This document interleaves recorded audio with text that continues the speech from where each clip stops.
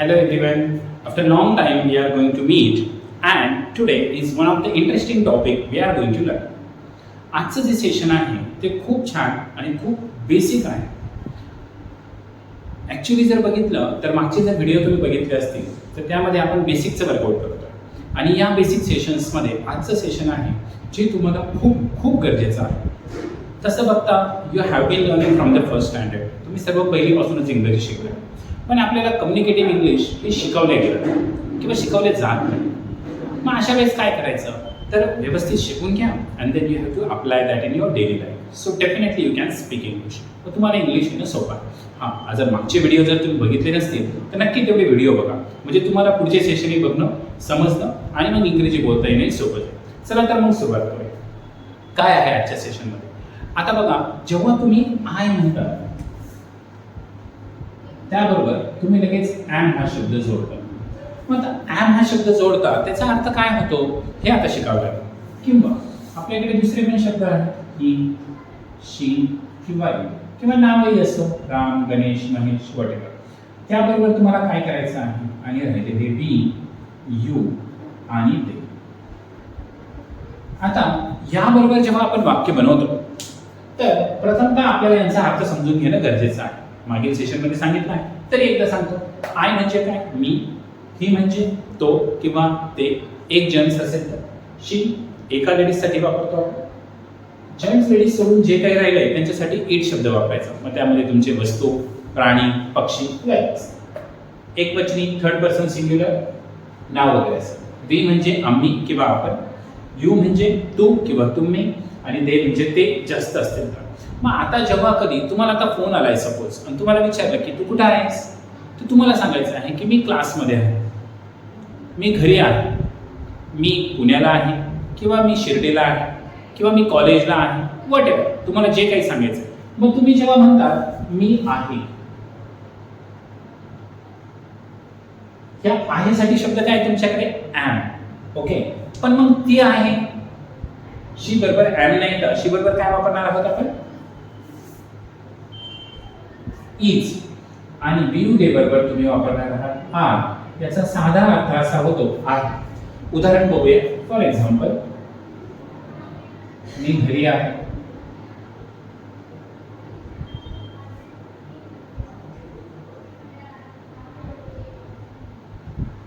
तो व्यस्त आहे,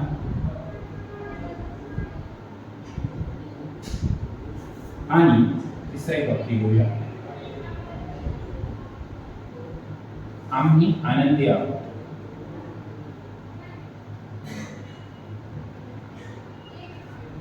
ओके, आता बघा मी घरी आहे, मग आय एम होम असं चालेल का? नाही. का?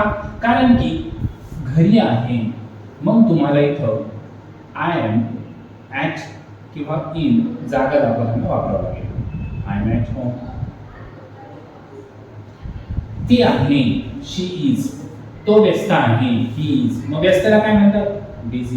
हे शब्द तुम्हाला वापरावे लागतात. आपण आहोत, वी आर. मग आनंदाला काय शब्द आहे? हॅपी. हे शब्दही तुम्हाला शिकावे लागतात. त्यांना ॲडजेक्टिव्ह असंही म्हणतात. ओके, मी घरी आहे याचं पॉझिटिव्ह वाक्य होणार आहे I am at home. Okay, तो व्यस्त आहे याचं वाक्य होणार आहे he is busy. English is one of the easiest language so I can teach, you can learn. सोपी भाषा आहे. ओके, समजलं पाहिजे. आता वाक्य तुम्ही असे हजारो बनवू शकतात. आम्ही आनंदी आहोत, वी आर हॅपी. ते माझे मित्र आहेत, so how we will make the sentence? They are my friends. ती बिझी आहे, शी इज बिझी. ती कंजूस आहे. कसं आहे वाक्य? मग आता कंजूस आहे, जर कंजूस साठी शब्द नसेल तर how you will make the sentence? मग काही शब्दही तुम्हाला शिकावे लागतात. आता पुढील जो पार्ट आहे या पुढील पार्टमध्ये तुम्हाला काही वाक्य दिसत आहेत स्क्रीनवर आणि हे सर्व वाक्य तुम्हाला सोडवायचे आहे. यू कॅन पेन डाऊन, तुम्ही ते लिहून घेऊ शकता. लिहून घेतल्यानंतर तुम्हाला ते बनवणं सोपं जाणार आहे. आता याच्यामध्ये तुम्ही निगेटिव्ह आणि क्वेश्चन कसे करतात ते पण बघूया. मी घरी आहे, आय एम ॲट होम. तुम्ही घरी नाही आहे तर वाक्य कसं येणार आहे? I am not at home. Not जोडायचं, नो वगैरे नाही. I am not at. Questions करताना शक्यतो क्वेश्चन्स आपण यू बरोबर करतो. समोरच्याबद्दल आपल्या चौकशी असतात. तू कुठं आहेस किंवा तू क्लासला आहेस का. मग क्वेश्चन करताना तुम्ही are you at class, are you at home असा क्वेश्चन करू शकता. इथं तसं काही गरजेचं नाही. तो बिझी आहे, ही इज बिझी. तो बिझी नाही आहे, he is not busy. Question करताना is he busy. Now you can make 1,000 sentences like this. असे तुम्ही 1000 वाक्य बनवू शकता. We are happy. काय येईल निगेटिव्ह त्याचं? We are not happy. Question, are you happy? Like this. Mobile स्वस्त आहे. मोबाईल इज, मग स्वस्तासाठी शब्द माहीत पाहिजे. शब्द माहीत नसेल तर तुम्हाला वाक्य बनवता येणार नाही. मग हे शब्दही शिकवता येतात. ओके, हे सगळे ॲडजेक्टिव्ह मध्ये दिलेले आहेत. ते सेशन बघा. नाहीतर या सेशनच्या डिस्क्रिप्शनमध्ये पण लिंक टाकून देतो. You have to go through it. तुम्हाला ते बघावं लागणार आहे. आता बघा, स्क्रीनवर तुम्हाला पुढे वाक्य दिसणार आहे, ते सर्व व्यवस्थित लिहून घ्यायचे. Okay, if you will work hard, if you will practice well, you can easily understand what is the session is. आता हे जे सेशन आहे एम इज आर, याला काय म्हणतात? तर इंग्लिशमध्ये याला टू बी ची रूपं म्हणतात. काय म्हणतात? टू बी ची रूपे, फॉर्म्स ऑफ टू बी. बी एक मुख्य क्रियापद आहे, त्याचे फॉर्म्स पडतात. वर्तमान काळामध्ये एम इज आर, भूतकाळ आणि भविष्य काळात काय होतं ते आपण पुढच्या सेशनमध्ये बघणार आहोत. हो, पण हे सेशन तुम्हाला पूर्ण बघायचं आहे. पूर्ण बघून नुसतं उपयोग नाहीये, त्याच्या खाली जे वाक्य आता तुम्हाला दिलेले आहेत पुढचं, ते वाक्य सर्व तुम्हाला सोडवायचे आहे. वाक्य व्यवस्थित समजून घ्या. वाक्य लिहून घेऊ शकता. तू कंजूस आहे, ती हुशार आहे, रोहित श्रीमंत आहे, मी, तुमचं नाव टाकू शकतात तुम्ही, ती नेहा आहे, आम्ही भारतीय आहोत. आता याचा पॉझिटिव्ह निगेटिव्ह क्वेश्चन दोन्ही दिलं आहे, तिन्ही दिलं आहे. So you can right down. तुम्ही ते पण लिहू शकता.